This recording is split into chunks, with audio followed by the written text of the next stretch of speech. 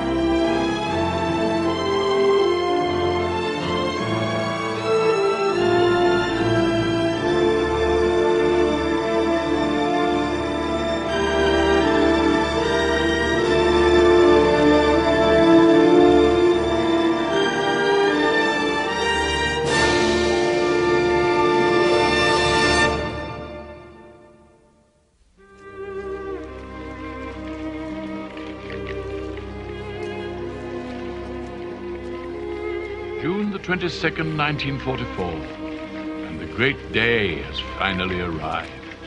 Tomorrow the Red Cross comes to view the beautification and to verify that Theresienstadt is indeed the paradise ghetto that the Germans claim it to be. Clean-up and painting squads are still feverishly working. The Germans have thought of everything, from delivering Red Cross packages withheld for months to bringing from the Prague storehouses of Jewish loot loads of elegant finery for those inmates who will be on show. They've even gone so far as to distribute cosmetics and set up a beauty parlor for the women. Natalie is there right now. Tomorrow, our newly decorated posh flat will be one of the important stops on the tour. And the noted author, after showing the visitors through the rooms, will offer them cognac and then take them to the synagogue and the Judaica library. The mood in the ghetto is manic. There are those who believe the Red Cross people will not be taken in by the farce. Those same optimists believed only 2 short weeks ago that the Americans would soon come smashing through France all the way to Prague and liberate the ghetto. But in fact, Rommel has got the Allied invasion bogged down in the Normandy marshes, and the Russians still have not moved. Aaron, it's happened. The Russians have attacked. Another ghetto rumor? Fact. I heard it myself. BBC and a Czech language broadcast out of Moscow. Huh. I went to the Dresden barracks, down to the boiler room where they have the secret radio. You know that you had a serious warning from the SS. I had to go. And it's true. Radio Stockholm confirmed it. A giant attack as big as the Allied invasion of France. Well, this calls for a celebration, don't you think so, Natalie? few drops less for our Red Cross visitors. The SS won't mind that, I'm sure. 0 and 9.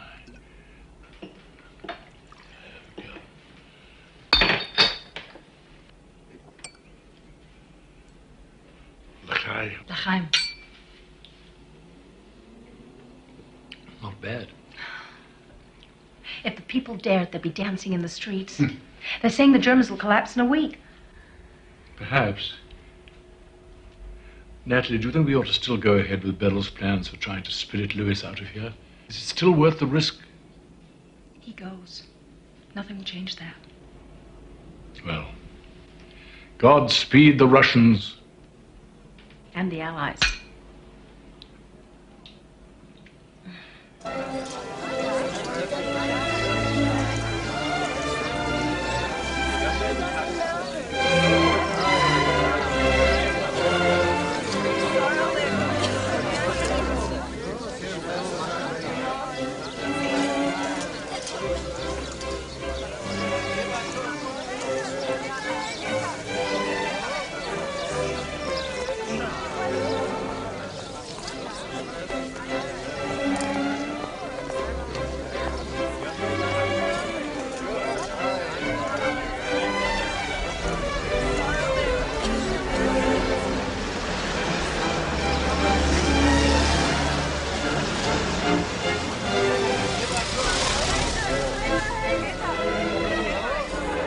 June 23rd, 1944.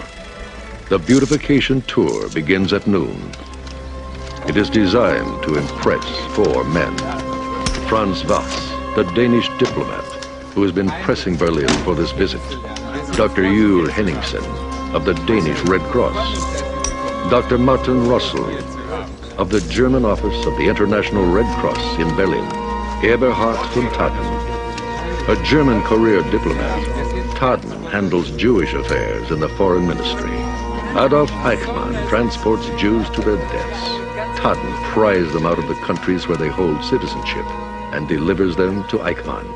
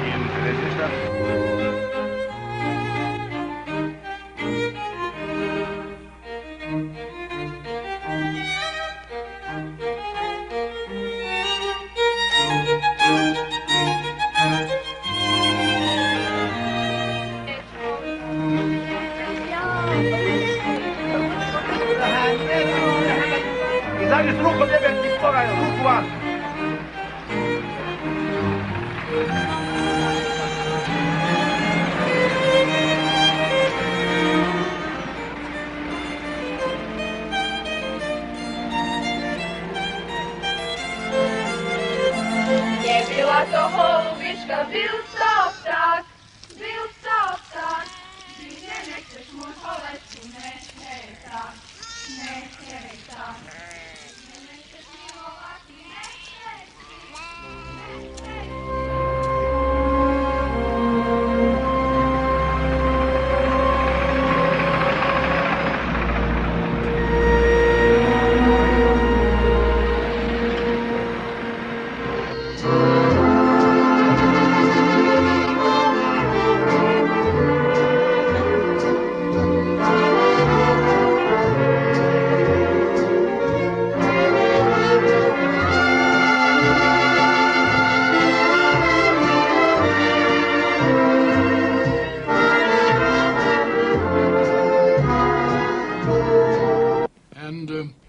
If you will come into this other part of the apartment, you will see that I've got a splendid bedroom for myself, with an excellent view of the square, and that they are treating me with extreme kindness.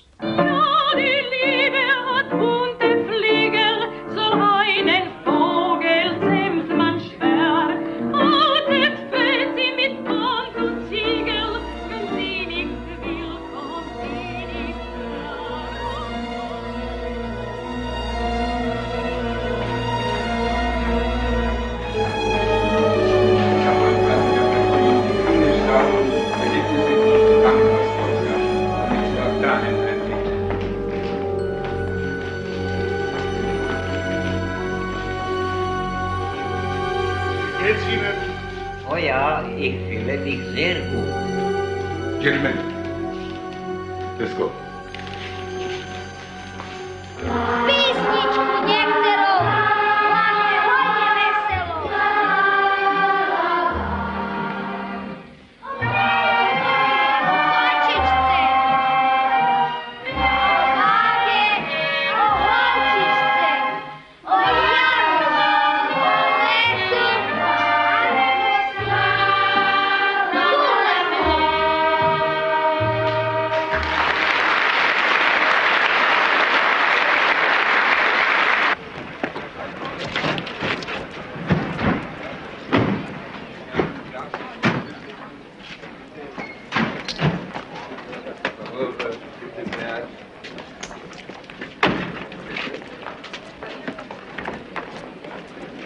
Und Gott hat gemacht, dass der Reutejamm sich teilt auf 2 Hälften.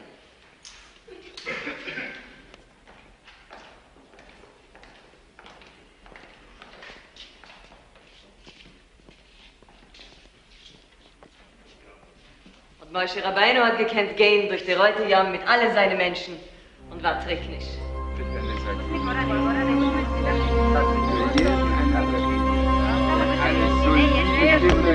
Alle Sardinen. Sardines and Calderon. On est danse sur les ponts d'Avignon. On est danse sur les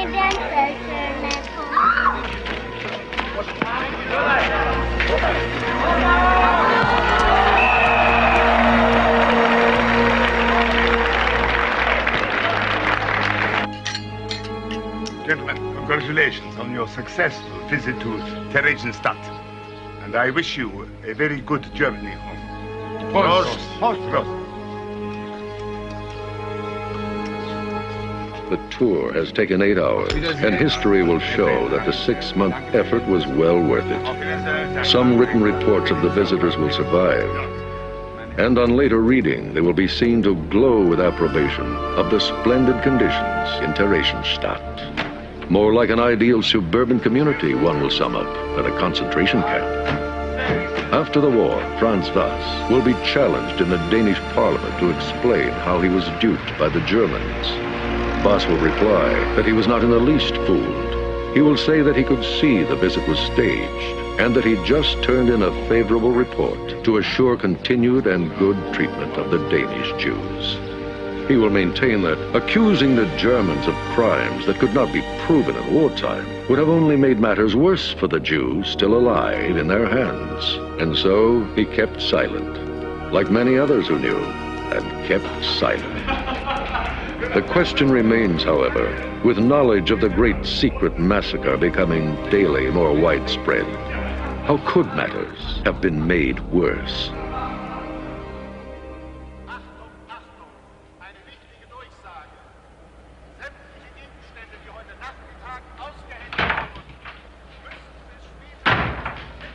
They knew it, Aaron. They knew it was all a fake. You could tell it in their faces, and they won't do a thing. Where have you been? I had to turn back every toy in the pavilion, every piece of candy. They came and fetched the cognac, too. And they measured what was left. They're coming tomorrow to fetch everything else. People are still lined up outside, giving back the food and clothes. The SS are threatening to send anyone keeping anything straight to the little fortress.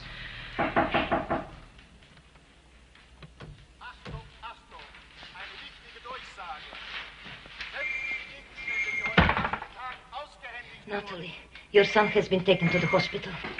What? What is it? I don't know. He had a very high fever. Just come. Go ahead, Leslie. I'll put on some clothes and follow you immediately.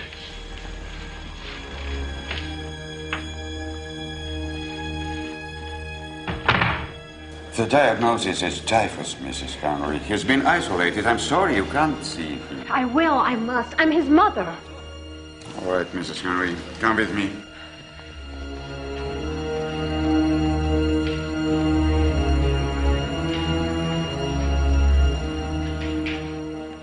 Mrs. Henry, it's not wise for you to be here. Not wise. It's my child. He's sick. Mrs. Henry, no. This was all arranged. Oh, my God. I didn't realize. Listen here. Oh, Louis. The fever was brought on by an injection. It will be gone shortly, that I promise you. By then, he'll be dead and gone. I didn't know it would be like this. I may never see him again. Please let me in to see him. Mrs. Henry, you must maintain the facade. You could be risking everything. Your life and his, if you're seen. Please, just for a moment. Only for a moment.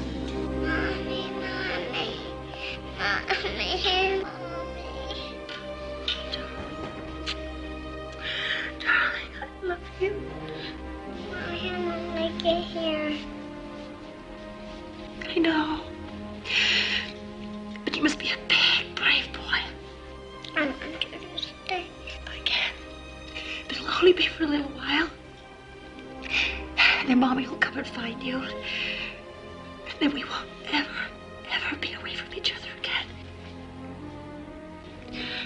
You must go to sleep now. And Mommy has to go to the apartment. Will you sing to me?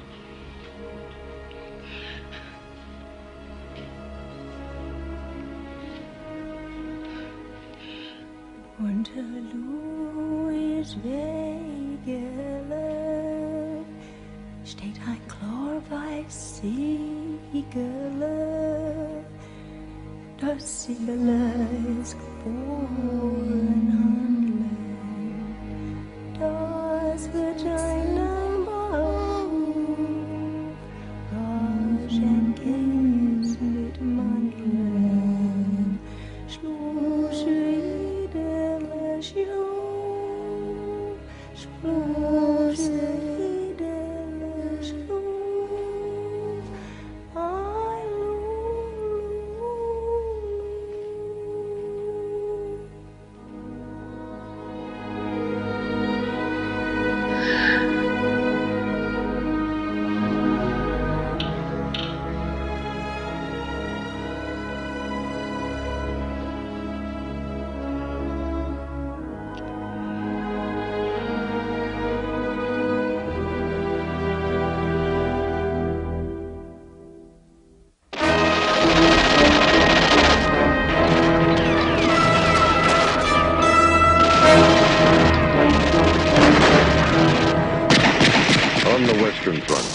The invasion of France has seriously bogged down.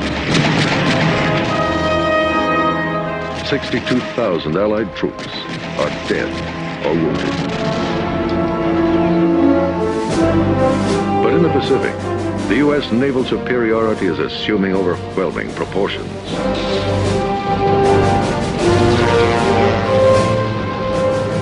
In mid-June, under the command of Admiral Raymond Spruance, the U.S. mounts the biggest assault of the Pacific War in the Marianas to seize Saipan, nearby Tinian, and recapture Guam within bombing range of Tokyo. The Imperial Japanese fleet sails in full force to oppose this mortal threat to the homeland. And the resulting action turns into the Battle of the Philippine Sea. The Japanese lose at least 400 aircraft and 3 carriers. In fact, so many enemy planes are shot down that the battle will come to be known as the Great Marianas Turkey Shoot. The defeat will lead to the fall of the Tojo government, and the Japanese will never again be able to mount an effective offensive in the Pacific.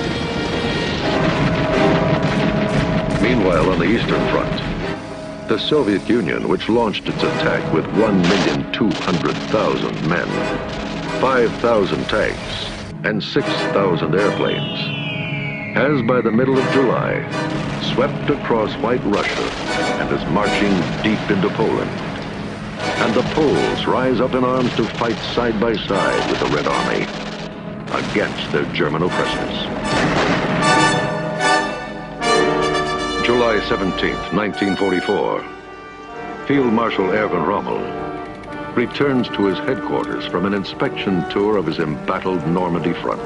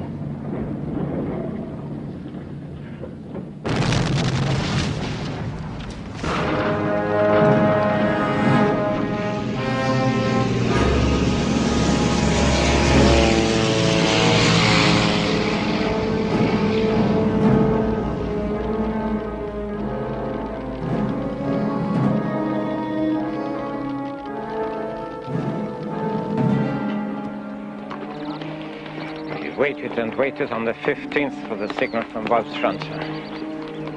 Everything was set for Valkyrie. Paris, Vienna, Berlin. Everywhere full alert. You were right there at the Führer's elbow. Why didn't you do it? Himmler never arrived, so I didn't fuse the bomb. Next Führer conference is day after tomorrow. That's the 20th. Yes, July 20th. Now, what's this meeting with the General von Beck about? I don't know, but he says it's very urgent.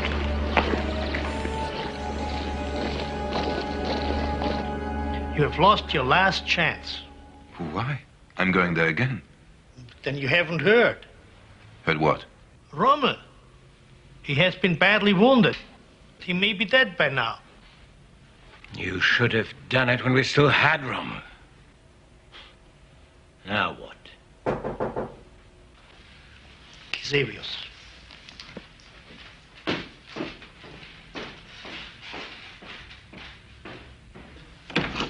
It's good, lady. Yes. Good.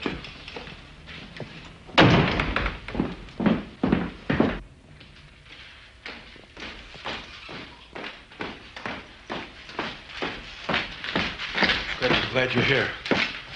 My informant in the Gestapo just told me not 15 minutes ago that a warrant is being processed for your arrest. It's no more than I expected for months. And that settles it. The whole thing is unraveling. 2 days from now, we'll be living in a different society. A free Germany. How can you proceed without Rommel? Once you're hauled in, can you withstand a Gestapo interrogation?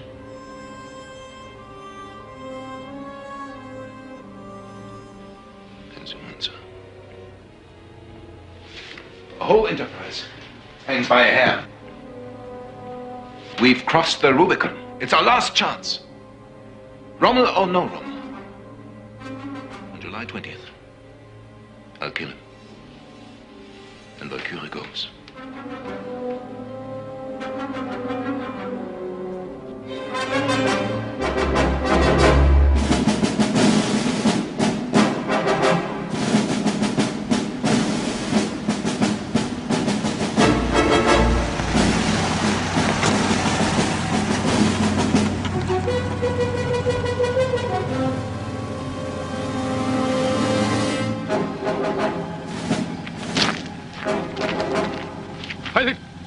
Your papers, please.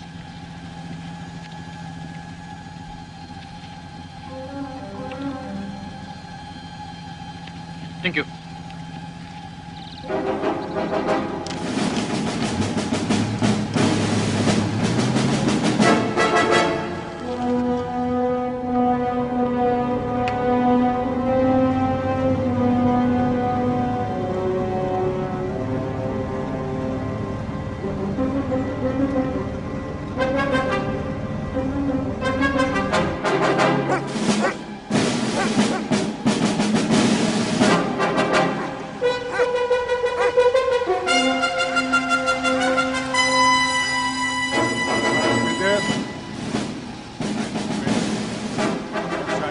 Sein Tor aufmachen!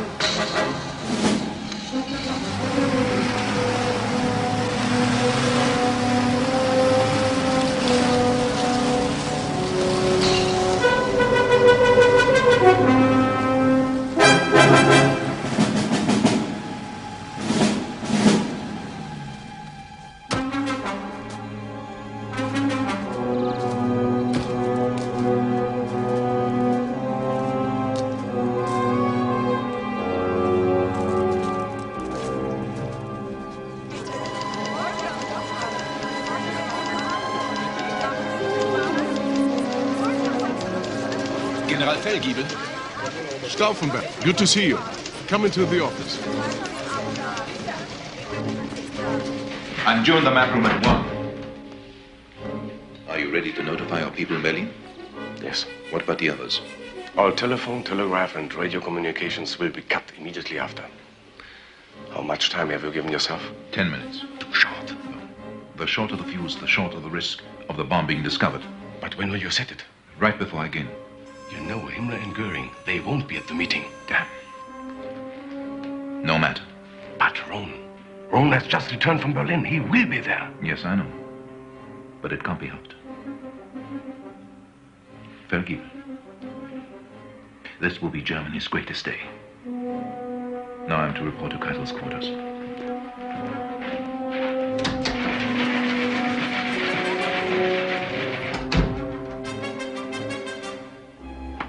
Good thing you're early, Stauffenberg. The Führer's conference has been put forward to 12:30. Yes, Mussolini will arrive by train at 2:30, so military matters will have to be sped along. You're requested to make your report a brief one. I will notify you exactly when I want you to give it. Are you ready? Come along, Stauffenberg. It is time. Certainly, Feldmarschall. All right, von Johl.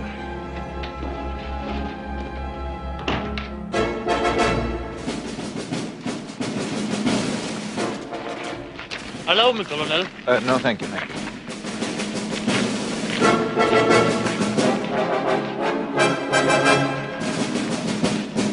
Just a moment, Feldmarschall. I'm out of uniform. I forgot my cap.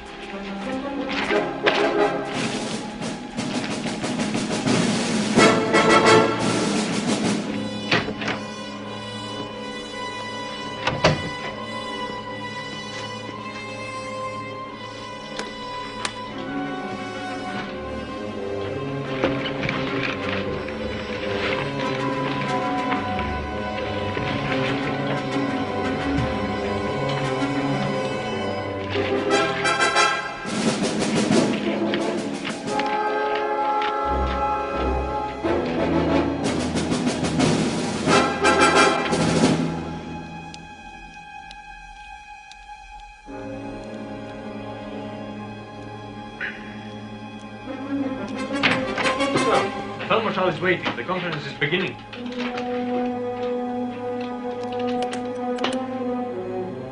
I'd misplaced the report.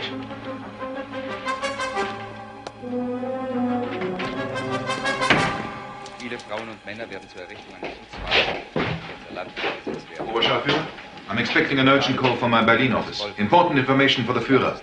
You will summon me immediately when the call comes. Ja, Herr Oberstauffenberg. Überall werden die Arbeiten auf das Mindestmaß herabgesetzt werden. Zur Mobilisierung der Kampf- und Arbeitskräfte im ländlichen Raum hat General Dankers folgenden Aufruf erlassen. Mein Führer, Oberst Graf Stauffenberg has a very fine report to make on the Home Army divisions for East Prussia.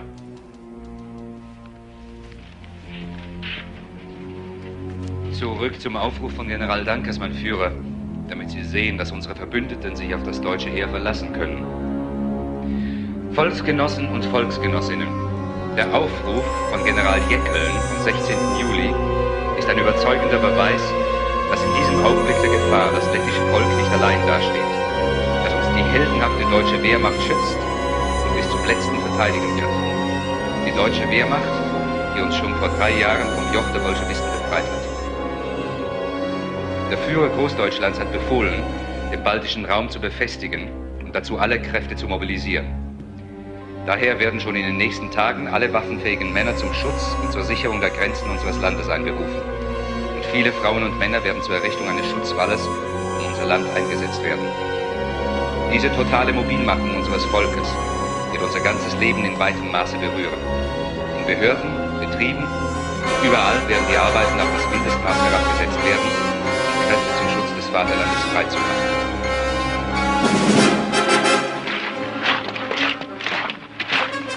How long? A little under 3 minutes. Nordöstlich des Ladoga-Sees gab es hauptsächlich beiderseitige Spähtrupptätigkeit. Östlich von Uksujärvi wurden die mit schweren Waffen unterstützten feindlichen Angriffe abgewehrt oder feindliche Abteilungen schon in der Bereitstellung zersprengt. Im Gelände zwischen Loimoljärvi und Sujojärvi dauerten die wechselvollen Kämpfe an. Eine Verstärkung unserer Truppe in diesen Regionen ist zurzeit nicht nötig.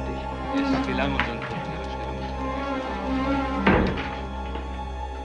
Oberscharführer, Oberst Graf Stauffenberg. Have you seen him? Yes, Sir Feldmarschall. He left the building not a moment ago.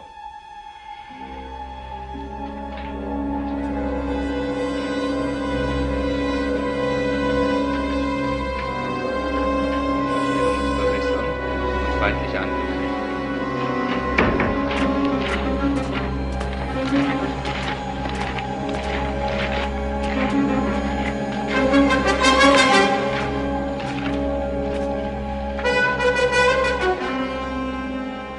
One minute.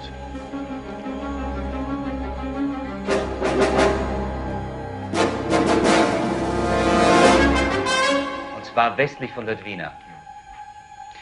Seine Vorhut ist schon bis südöstlich von Dunaburg vorgedrungen. Hier. Wenn wir uns beim Peipus-See nicht sofort zurückziehen, ist eine Katastrophe nicht zu vermeiden. The Antichrist is dead. Peggy will quickly. Berlin now. Valkyrie is on. Tell them we're on our way. Driver!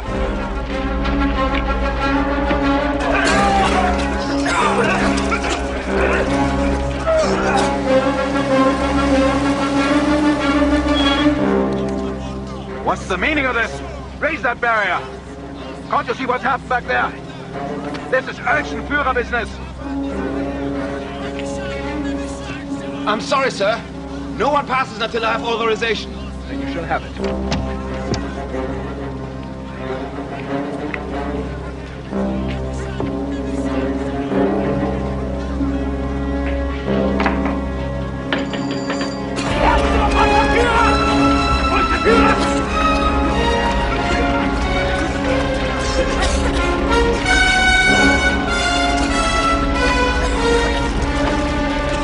Yes? Colonel Stauffenberg here, Captain. They're trying to prevent me from passing the first checkpoint. Yes. Yes, I appreciate it. Thank you, Captain. Thank you. Lieutenant, you've heard.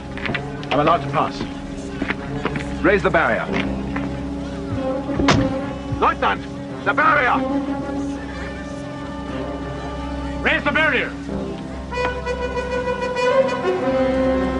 Thank you, Lieutenant. Now you will be good enough to notify the other checkpoints of our approach. Driver.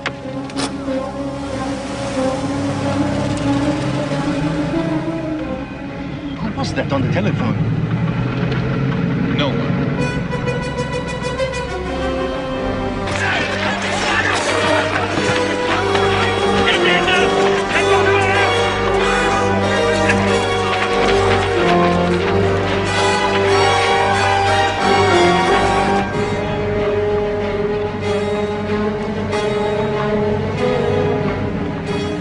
One more to go. What was it? Plane? Were we attacked? It was a bomb, mein Führer! Bomb! Someone planted a bomb! Bomb! Seal off the compound! Let no one leave! You hear me? No one leave!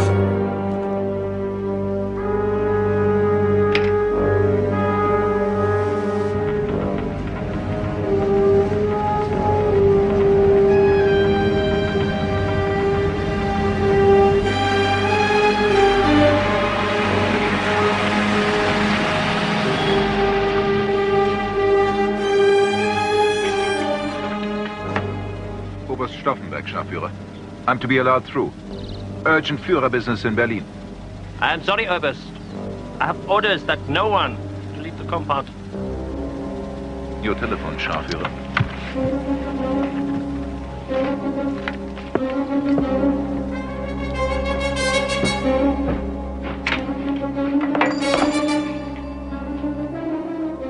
Möllendorf, this is Oberst Stauffenberg. General Fromm is waiting for me at the airfield. Urgent Führer business in Berlin. Are we allowed to pass checkpoint 3? Yes. Yes, thank you, Hauptmann. Thank you. You heard, Scharführer. We're allowed through. Excuse me, please, Oberst. But I will have to call Hauptmann von Mollendorf myself. Very well, Scharführer. By all means, call him.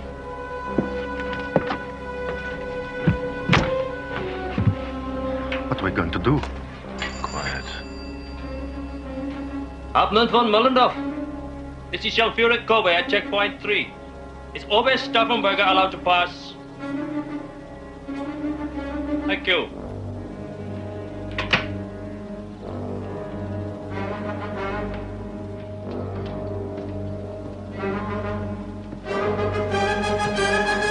Oberst, you are authorized to pass. Thank you, Scharführer. Raise the barrier.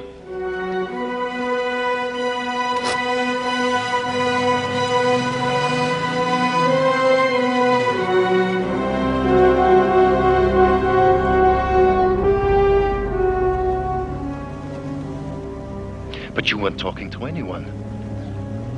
This time I was.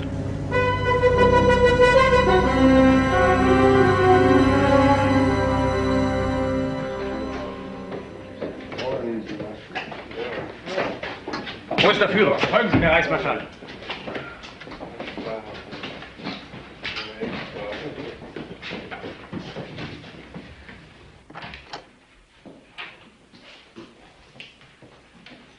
Mein Führer, I came as soon as I could. Morel? Nothing serious, Herr Reichsmarschall, but you must speak up. His ears have been slightly injured. What happened? A bomb. A criminal conspiracy, Goering. They'll all hang like butchered cattle. Who did it? That crippled colonel. With a briefcase bomb. And escaped to the airfield. Stauffenberg? Can you believe it? The alarm is out for him. We'll get him. We'll get them all. Now I've got them where I want them. Now I can act. But such a thing at our own headquarters. It is a turn of fate. After this miracle of my survival, it is inconceivable that our cause should meet with misfortune. It will rally the people to me like nothing else. And it frees my hands. Prepare a list, Göring, of those who will die.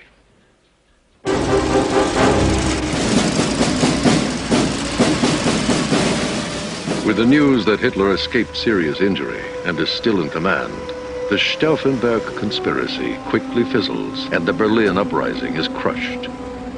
That same night, after a few hours of aborted activity and multiple bungling, Stauffenberg and some of the others are apprehended, sentenced to death by an instant kangaroo court. They will be summarily executed.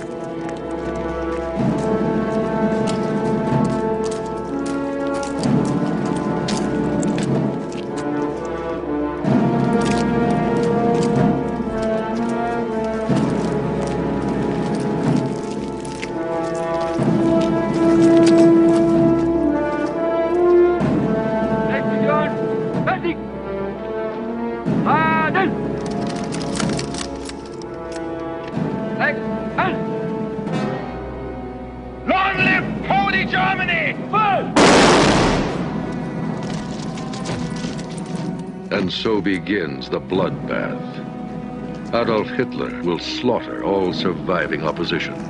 More than 5,000 Germans, most of them innocent, including the last remnants of the old aristocracy, like Count Klaus Schenk von Stauffenberg.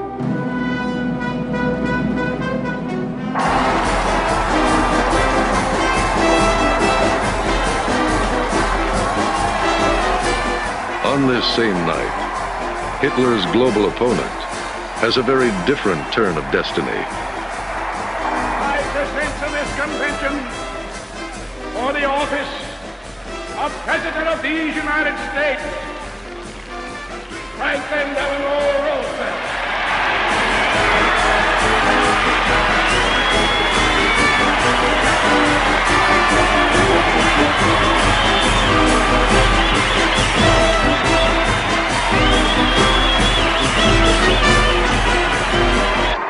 And the banners are really moving now. This place is a bedlam. This is the wildest demonstration of the convention thus far. Chicago Stadium is on fire with enthusiasm for Roosevelt's fourth term. Right off to the Congratulations, Mr. President. It will be by acclamation. Nominated for a fourth term. Every fiber of my being cries out against doing this. But Hitler must be finished off.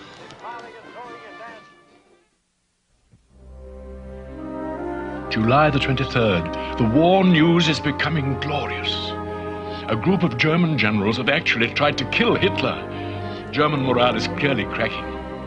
The Anglo-Americans are breaking out of their Normandy bridgehead, and the Russians are driving deep into Poland. Still, all this does little to relieve the macabre gloom in our flats. Alas, whose ashes are those on the shelf? Natalie has had no word for a month. Just the grisly death notice, and then the horrible delivery of the small container. Meantime, there has been a miraculous break here in the ghetto. The beautification fake was such a success that the SS higher-ups in Berlin have decided to repeat it and make a film of it to counteract the mounting Allied atrocity propaganda, as Goebbels calls it, about murder camps and gas chambers. The film is called Führer Grants the Jews a Town. Combing the concentration camp rosters, Rahm found a Dutch Jew filmmaker who will direct this fraudulent nonsense. I am writing the script. In the film, the toddler's home will be prominently featured.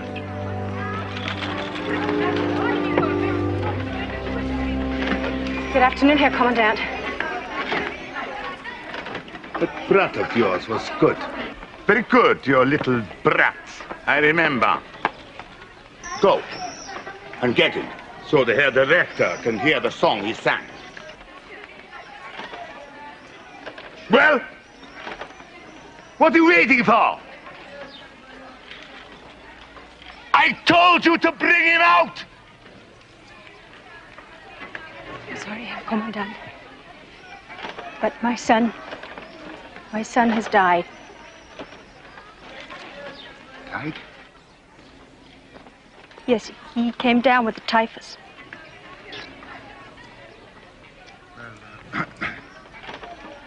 That's too bad. Choose another one, but a lively one. One who can sing the little French song as well as your kid did. I want it in the film. Da da da dee da da dee da dee da. Remember. Yes, Herr Kommandant. As you wish, Herr Kommandant.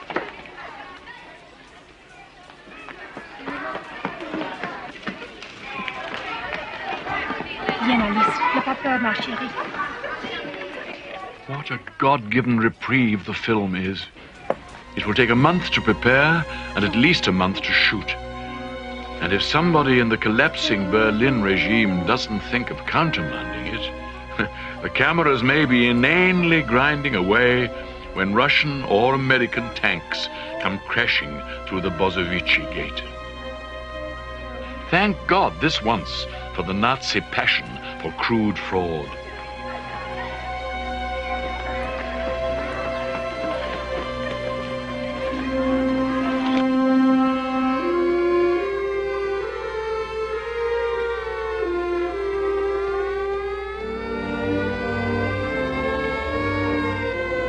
That would be Douglas MacArthur. Reasonable guess, Mr. President. Shall we go to my cabin, Chester? Yes, President Roosevelt and Admiral Chester Nimitz await the arrival of General Douglas MacArthur. To be discussed, the future strategy of the Pacific War.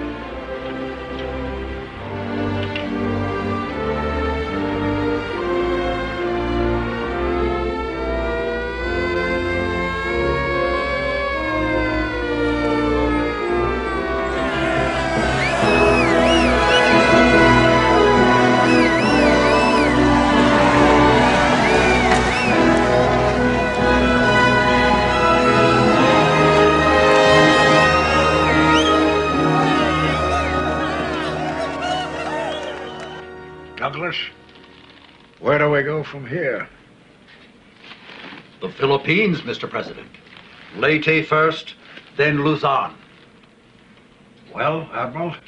Japan has no oil and precious little food. She brings it all in from the south, from the Indies and into China. Cork that bottle, Mr. President, and she can't go on fighting the war. How cork that bottle? Bypass the Philippines, land on Formosa, or even, as Spruance has suggested, Okinawa. Interdict all Jap shipping with sea and air power. Collapse and surrender has to follow. National honor demands we first liberate the Philippines. Allow me to quote Admiral King. That would be slowing up the war for mere sentimental reasons. National honor is a strong sentiment.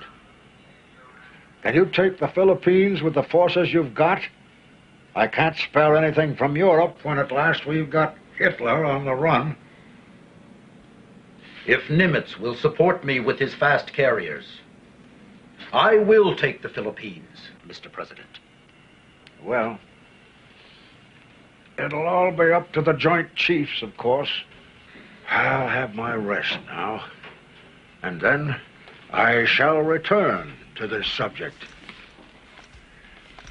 A sea voyage doesn't make me snap back the way it used to.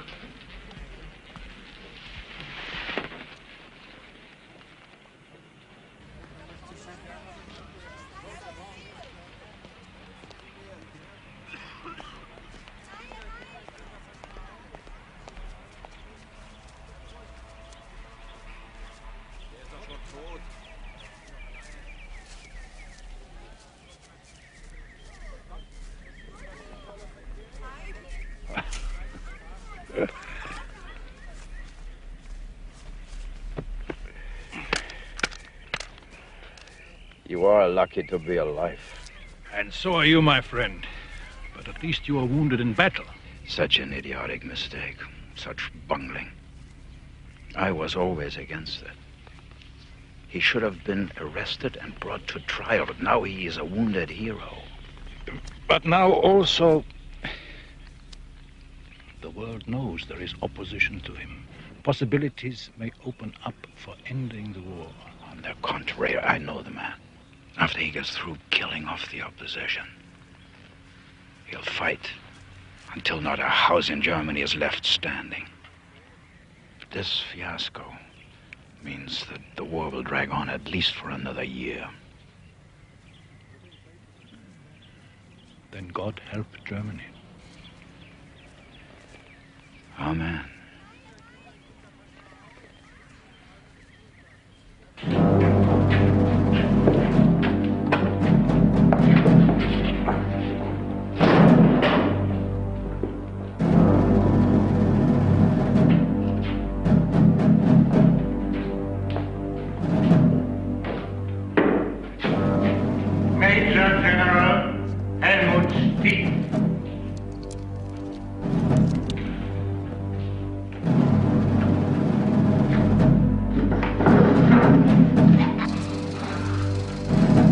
This fellow takes a good long while to grow.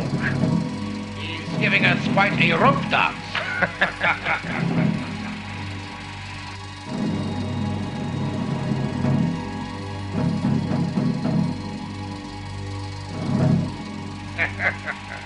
How many more did you say there were? 7, mein Führer. I want this film shown in all army headquarters and every officer's school. Gentlemen, this is what happens to traitors.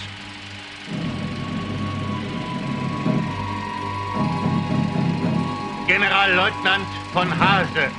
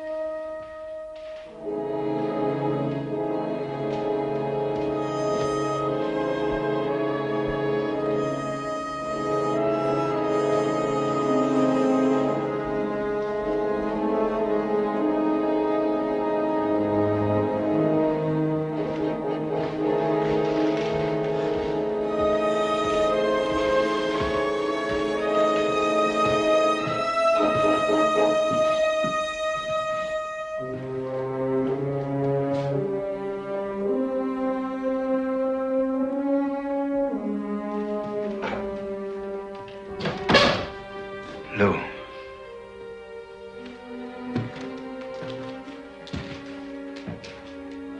Lou,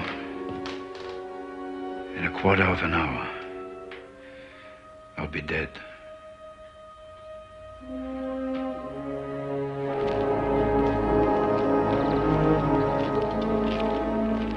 But Father, why did you never say anything?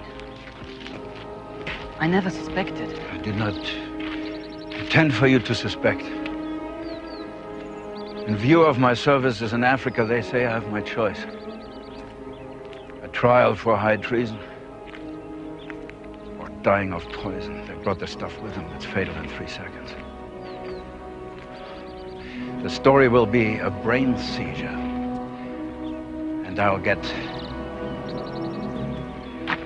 a state funeral. No steps will be taken against my family or staff. the life of a soldier, there's a very difficult line between military loyalty, carrying out orders no matter what, and criminal stupidity. Manfred, never be a soldier.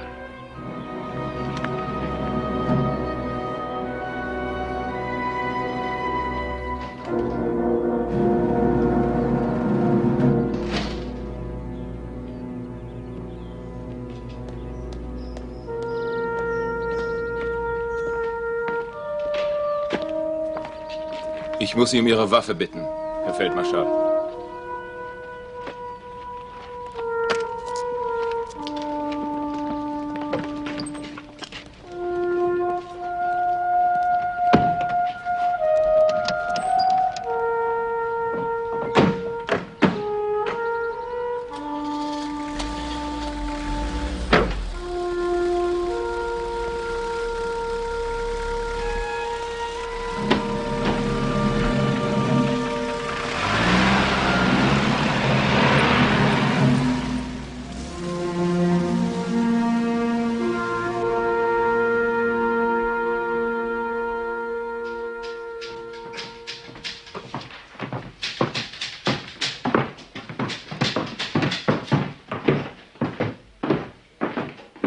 August the 18th, 1944, filming has begun.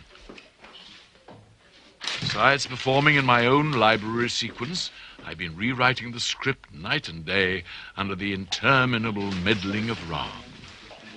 Thank God for the film, because Eisenhower's armies are once again doing brilliantly. They've broken out of their Normandy entrapment and are now racing across France. This war could end any day now.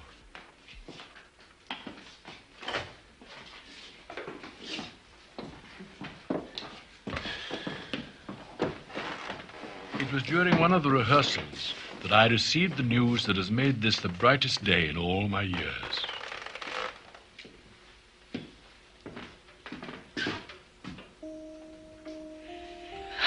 Thank God he's alive. He looks so well. So beautiful. Thank God. Yes, thank God indeed. And Beryl Jastrow.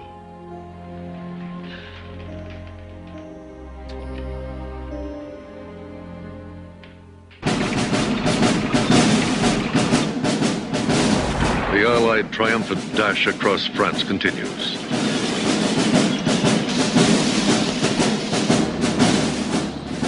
On August 25th, Paris is liberated.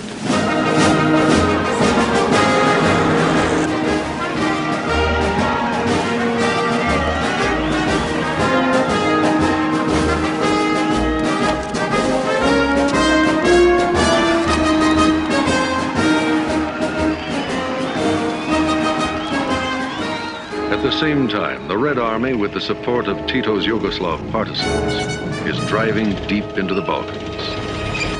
By the end of the month, Romania and the Ploiesti oil fields fall. Bulgaria withdraws. Elsewhere, Finland capitulates. And by September 1st, the Red Army stands on the Bulgarian frontier before the iron gates of the Danube. Meanwhile, Field Marshal Montgomery's combined British and Canadian forces smash into Belgium and Holland. September 3rd, Brussels falls. Antwerp the following day. And Patton's Third Army takes Verdun. On the Western Front alone, German armies have lost over 1 million men in killed, wounded, and captured. And almost all of their tanks, artillery, and trucks.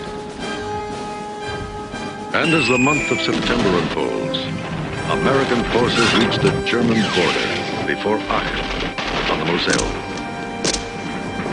But there they stop. And in the east, the Russian sweep across Poland is finally halted at the Vistula, opposite Warsaw. Overextended supply lines and stiffening German resistance finally brings the whole Allied offensive to a grinding halt. The astounded German High Command calls it the September Miracle.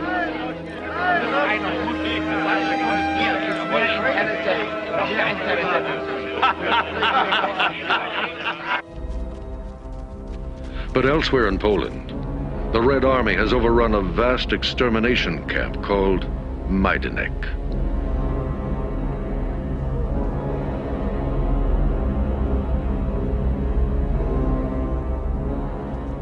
The Russians bring in 30 correspondents for the world's first glimpse of the final solution.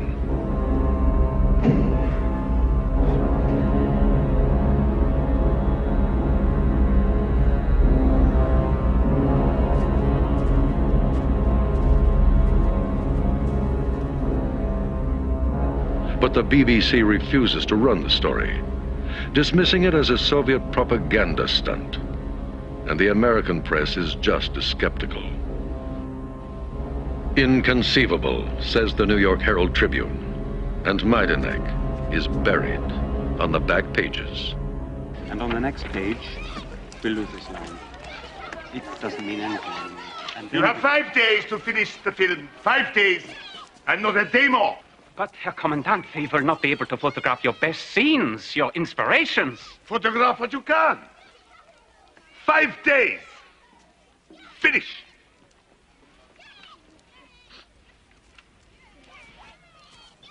The Majdanek exposures. Moscow radio's been endlessly rebroadcasting the horrible details. So our reprieve expires in less than a week. Then what?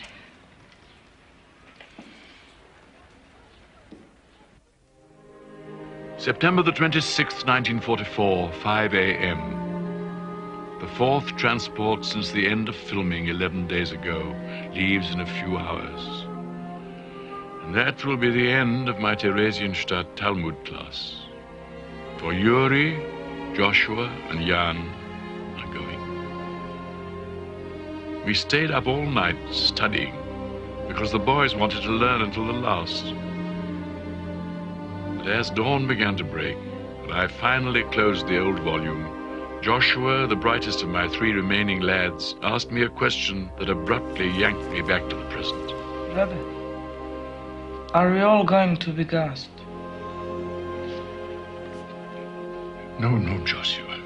You're going to be joining your father.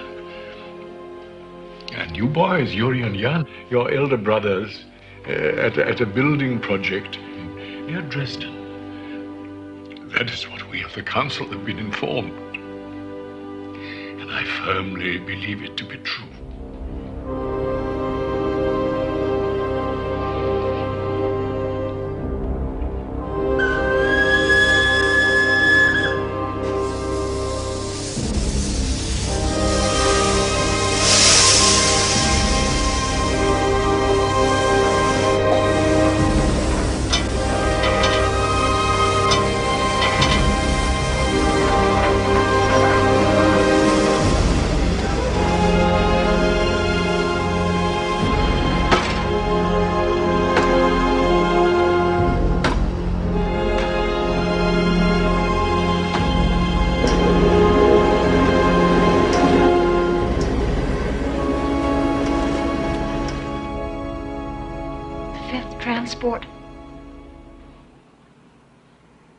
You said the Germans promised the 4th was the last. Ordered not 2 hours after the 4th one left. 1,100 people. We've been working on the lists of ours. Whole families have been written up. Large numbers of the sick and women and the small children will have to go. If Lois was still here, I'd probably have to go too. Well, I will not yield to despair. Hitler's Reich is falling.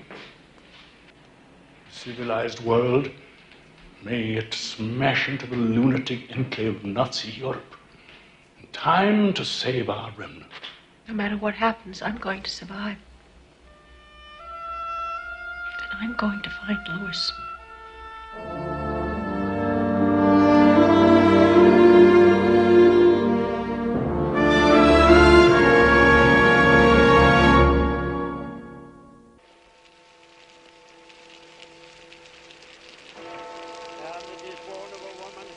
Dearest Victor, I'm sorry, darling, but I'm going to write about nothing but death. 3 shocks have struck in just 2 weeks. Duncan Byrne-Wilk has died, swept away by pneumonia. The other 2, Philip Rule and Leslie Sloat. Dear God, I'm tortured by guilt over Duncan. If I'd only stayed on at Stoneford and cared for him, said nothing, maybe he wouldn't have sickened and died. But I'll never know, will I? Oh, Victor, this fall has been so altogether awful. The buzz bombs were bad enough, but these new horrors, huge rockets that arrive and fall without a sound, have thrown us into a funk. After all the wretched years of war, after the great Normandy landings and the sweep through France with victory apparently days away, we're back in the Blitz. It's just too damn much. The sirens, the all-night fires, the explosions, the rubble, the civilian death. It's all over again. Ghastly. It was a V-2 rocket that killed Phil Rule, poor thing. It blew the newsman's pub he haunted to smithereens, leaving nothing but a crater. And Leslie Sloat. Another pointless death.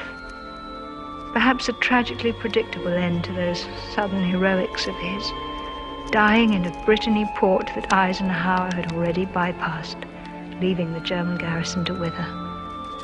A death of sheer waste. Victor, I'm sorry. I didn't mean to scribble such a depressing letter to you. I might have good news in my next one. If my resignation from the WATS is accepted, I can start planning to join you. It's in the works. Horribly unpatriotic, but I may just pull it off. I don't really expect to be knocked on the head by a V2, and if I should be, it's a quick, painless exit from this crazed world. I only want to live to love you. Everything else is gone. But that's enough to build on for me. All my love, Pamela. Come in.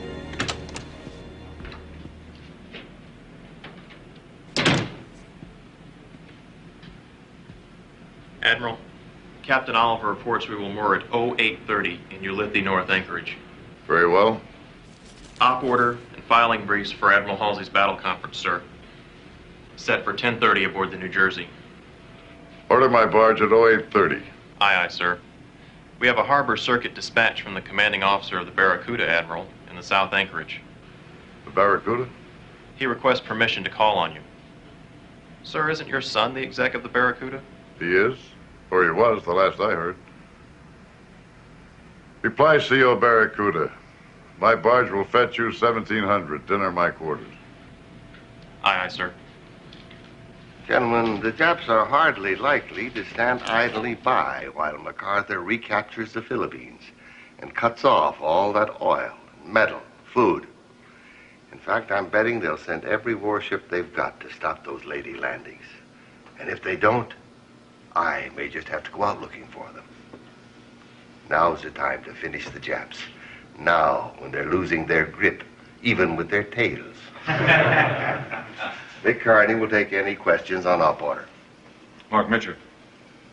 At the Marianas Turkish shoot, we let the Jap fleet escape because our mission was to protect the Saipan landings. That was Admiral Spruance's decision. Oh, is it going to happen again? I'll answer that. Let me read to you, gentlemen, verbatim from Admiral Nimitz's directive to me. Your battle force will cover and support the forces under General MacArthur in the seizure of all objectives in the Philippines. However, in case opportunity for destruction of major portions of the enemy fleet is offered or can be created, such destruction becomes the primary task. I had one hell of a job getting that put into my orders for Lady Gulf, but there it stands. Therefore, we know why we're going to Lady. To annihilate the Japanese fleet, if opportunity offers. This time, they don't escape. Bug Henry. Well, I'm sort of junior here. Fresh blood, gentlemen. Go ahead, Bug. Speak your piece. Admiral Spruance stayed close to Saipan to prevent the Japs from getting around behind them with an end run and wiping out the Marine landing. That was his reasoning. Well, don't we run such a risk here again? Pug, when we get through hitting them, there won't be any Japs left to make an end run.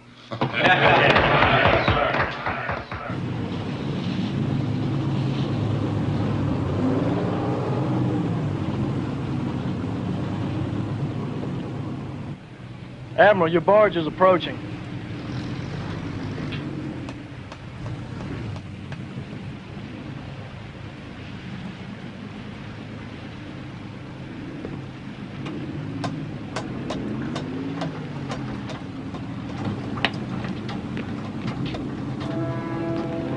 Request permission to come aboard, sir?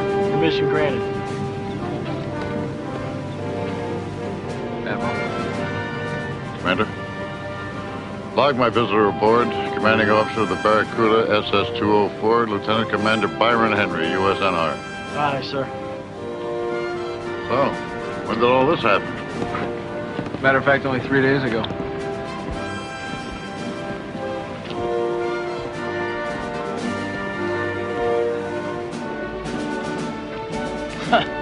The size of the Iowa, Dad, what a beauty. Yeah, she's put together like a Swiss watch. Maybe we'll mosey around after a while. I'm pretty tight for time. Come on over here. You don't get a view like that from a submarine. God, no. Doesn't it beat anything in history? Well, Eisenhower had a bigger fleet for the crossing to Normandy, but for striking power, you're right. The Earth has never before seen its like. What's your guess, Dad? Think the Japs will come? It's a toss-up. Halsey's tongue is hanging out, hoping they will. Well, if they do, Halsey will cream them. We outnumber them 3-1, but they're tricky. If they manage to get in and crush MacArthur's landing, it becomes a different war. Come on, let's go have dinner.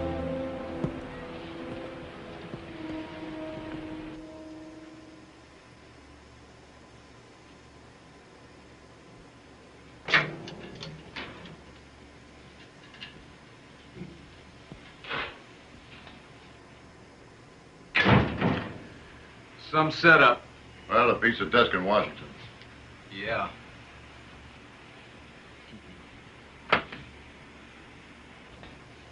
Who is that? Isn't that Pam Tusbury? Byron, it's a long story. I'll explain it over dinner. No, it's your life. I don't think it needs much explanation.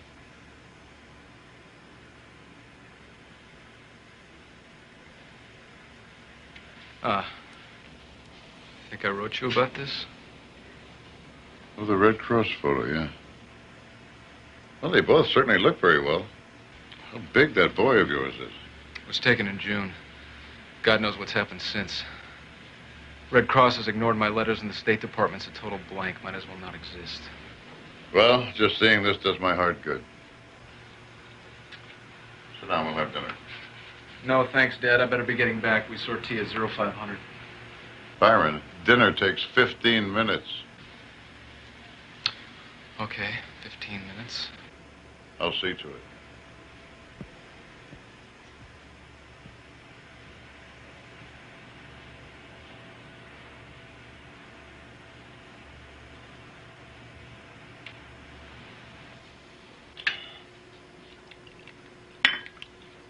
Aren't you one of the first reserve skippers in the whole submarine fleet? Guess being your son didn't hurt my chances much. You had to have the record. How'd it come about? Skipper took sick out on station off Cebudo. Figured Subpac would fly out a CO, but they sent out an XO instead, and I got the orders. Still not used to it.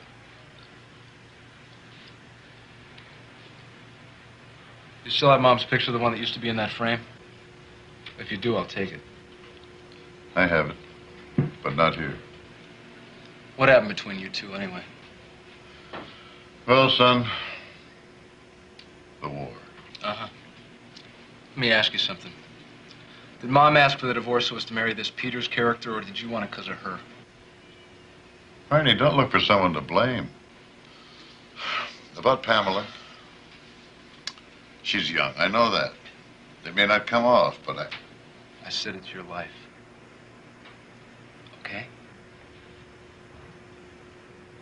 I'm sorry you're taking it. Dad, the truth is I came here looking for a shot in the arm, and instead, I get this. Brandy, what is it?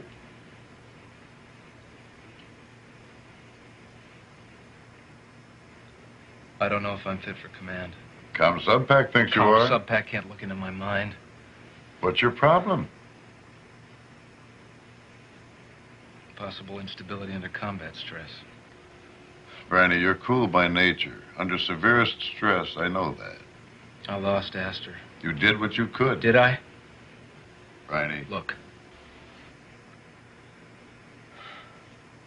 This whole thing with Natalie and Lewis is making me nuts. And your divorce hasn't helped matters either. Now, I can take the Barracuda back to Saipan and ask for relief. Or I can go out on a lifeguard station off Formosa as ordered for the airstrikes. What do I do? Only you can make that decision. Oh, great. I mean, you were willing to decide my whole life for me, weren't you? You know, if you hadn't pushed me into sub school, if you hadn't flown down to Miami the very day I proposed to Natalie and forced the issue with her sitting right there, she wouldn't have gone back to Europe. She and my kid wouldn't be there now if, in fact, they're alive. Brandy, I regret what I did. At the time, it seemed right. Okay. I'm sorry. I shouldn't have brought it up. Brandy, when I was in bad shape myself, I requested the Northampton. To me, command at sea made life more bearable because it was so all-absorbing. I'm not a professional like you. I better get back to my boat.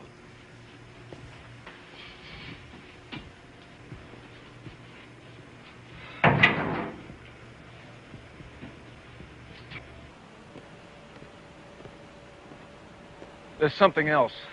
My XO's an academy man, taking orders from me grates on him. Judge him by his performance at sea, Byron, not by what he feels.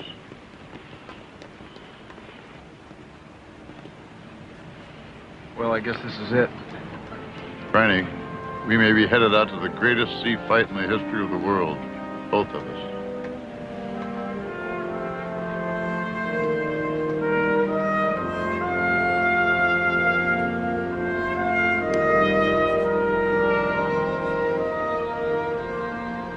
Good luck and good hunting.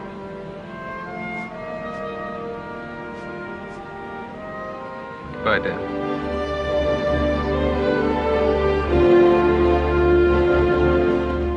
Request permission to leave the ship, sir. Permission granted.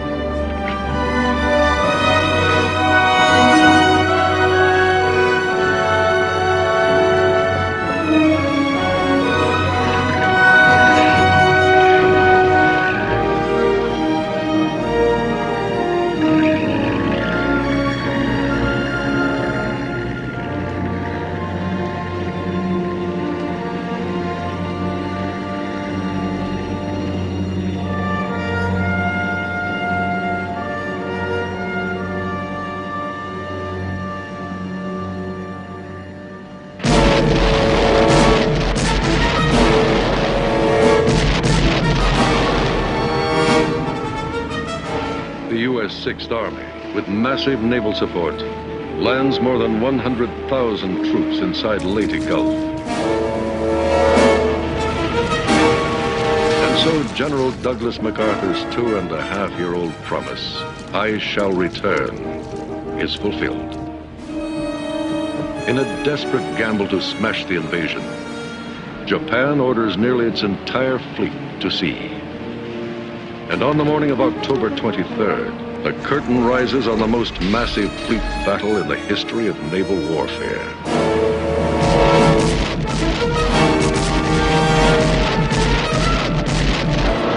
In addition to her warships, Japan has dispatched a new weapon to Leyte, the Divine Wind. Kamikaze pilots, whose suicidal plunges into their targets will, before the war is over, sink 34 U.S. ships and damage 290 others. The battle will rage 4 days and 4 nights. across 1,000 square miles of Philippine waters. Inexcusable blunders will be made on both sides. But in the end, the Japanese are finally defeated and turn back, while the MacArthur landings go unscathed. American Leyte losses amount to fewer than 10 vessels. The Japanese lose 3 battleships, 4 aircraft carriers, 6 heavy cruisers, and more than 14 lesser warships. For the Imperial Navy, it is the final disaster. Beaten and broken, that fleet will never sail again. This strange and tarnished victory only proves to me the subhuman stupidity of warfare in our age of science and industry. The technology and the means now dwarf the results. Either war is finished, or we are.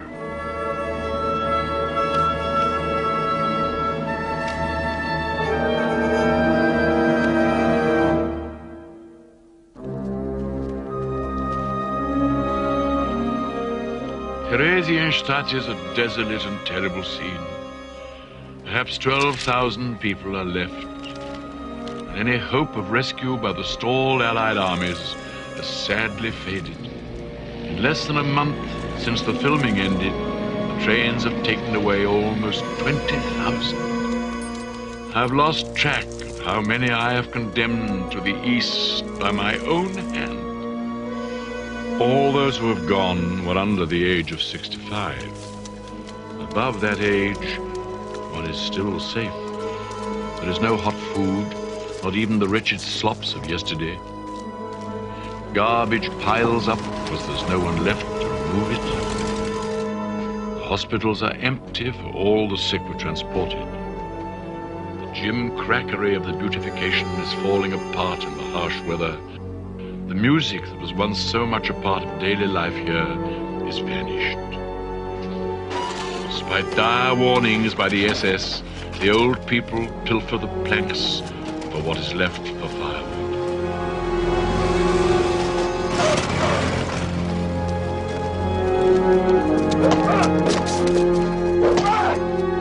There have been other changes as well.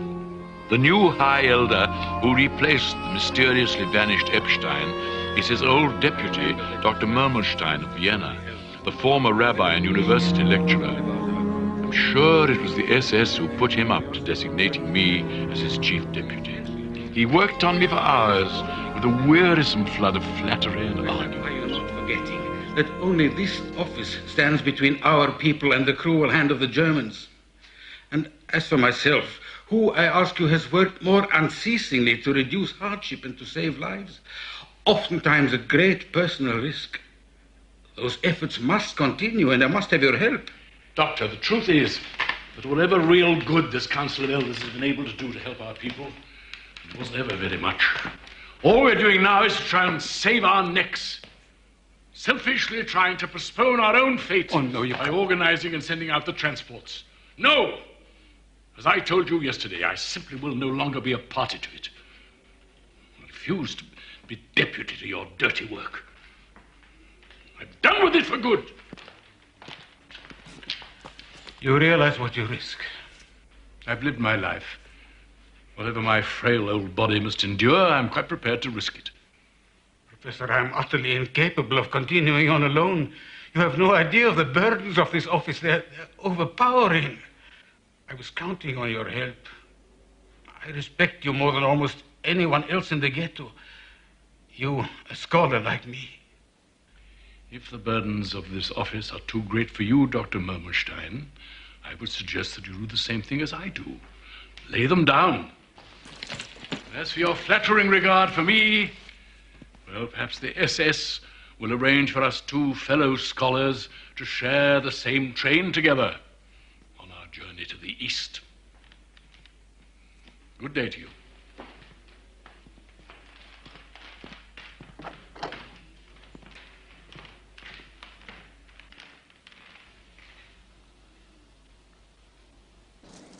My words to Mermelstein were no false bravado.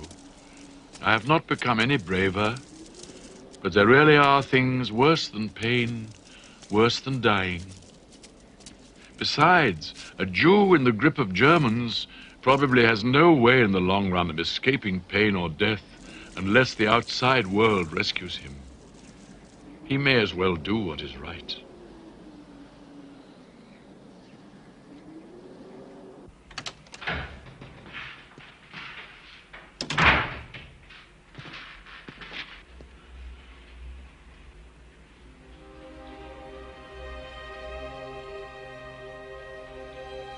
We leave on the 28th of October.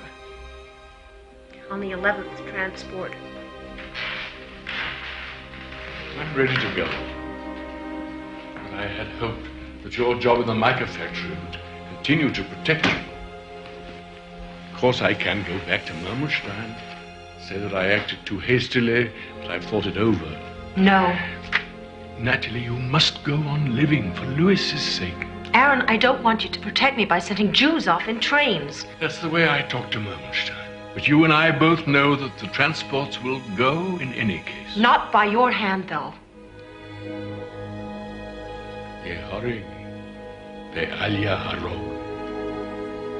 From the Talmud, my dear. Let yourself be killed, but do not kill. Sounds like common decency to me. Yes, it is.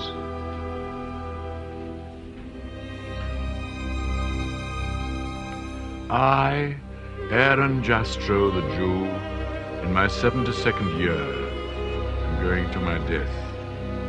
I have heard that strong young people are spared to work in Auschwitz, so my niece may survive. I began this record of a journey aboard a vessel docked in Naples Harbor in December 1941. Mischance and misjudgments brought myself and my niece to Theresienstadt. Here I have seen German barbarism and duplicity with my own eyes and have tried to record the truth the best I could. Millions of Jews, I now believe, have already perished at German hands. 1 million or more of these must have been little children. The world will be a long time fathoming this fact about human nature, this thing that the Germans have done. I'm terribly afraid of dying. I'm bowed to the ground by the tragedy of my people. But I have experienced a strange, bitter happiness in Theresienstadt that I missed as an American professor and a fashionable author living in a Tuscan villa. Degraded, hungry, oppressed, beaten, frightened, I found my God and my self-respect.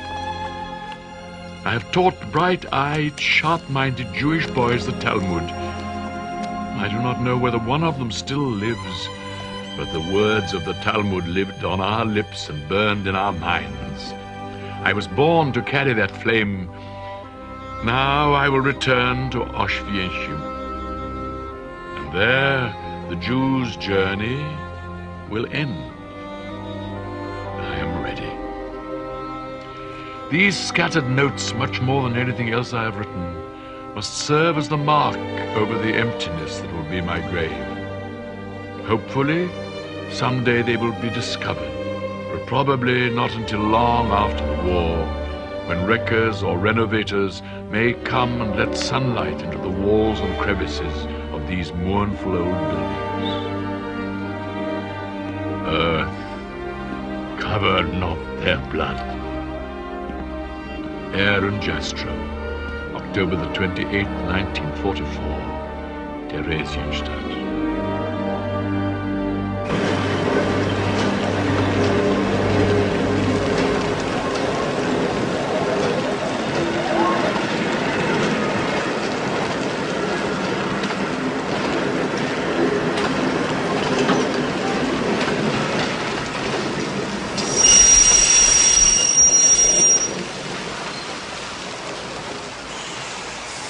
The last transport to Auschwitz. Knowing the war is lost, SS Chief Heinrich Himmler, in a desperate attempt to save his own neck, is about to order the gassings halted. But bureaucratic delay in reversing policy will allow this last train to roll.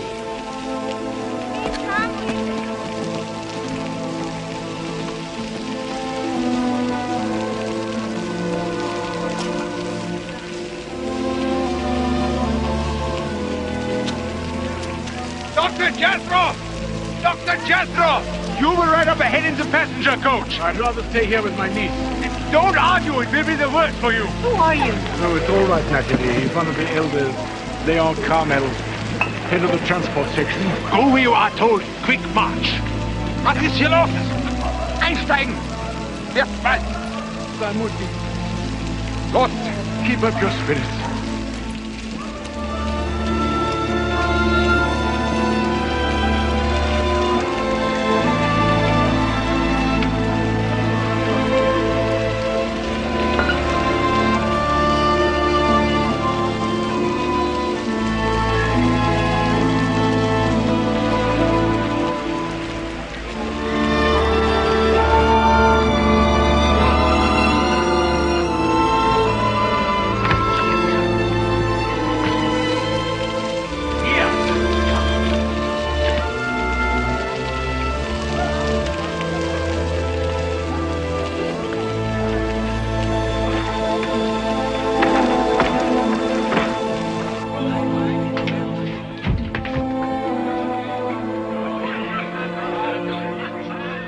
The SS.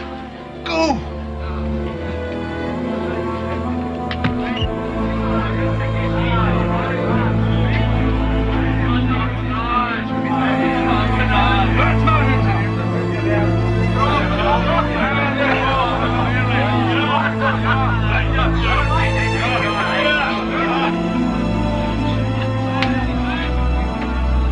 Oh, Dr. Jastro, may I take your bag for you? How kind of you. Thank you very much. Please, sit down.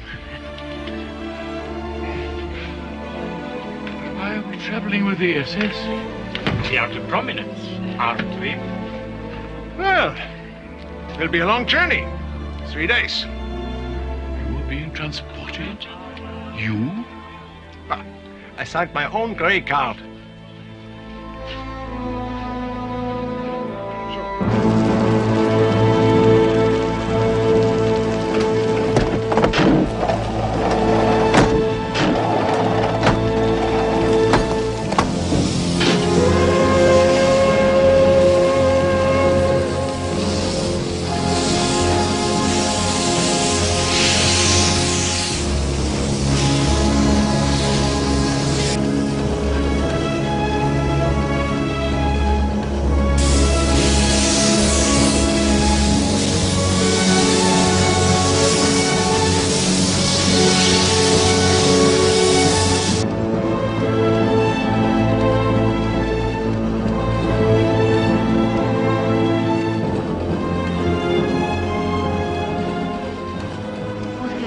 Natalie?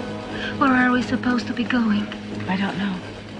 Direction of Dresden, the Germans said. To a work camp. You believe the Germans? We will watch the stations we pass. Dresden is north. We will soon know. So long as it's not Auschwitz.